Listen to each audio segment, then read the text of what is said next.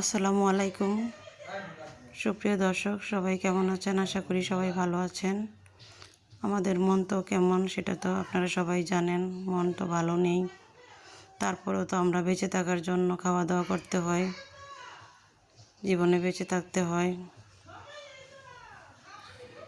আজকে আমার ভাবি বাচ্চাদের জন্য একটু রান্না বান্না করছে। এতদিন তো সব কিছুই এলোমেলো ছিল, সবার মনই খারাপ, এখনও মন খারাপ। তারপরেও তো আমাদেরকে খাওয়া দাওয়া করতে হবে, জীবনে বেঁচে থাকতে হবে, সাধারণ জীবনযাপন করতে হবে। সবাই আমার বোনের জন্য দোয়া করবেন। আমার বোন যেন ভালো থাকে, আল্লাহ যেন আমার বোনকে বেহেশত নসিব করেন, সুস্থ রাখেন। আমার বোনের জন্য আপনারা সবাই বেশি বেশি দোয়া করবেন।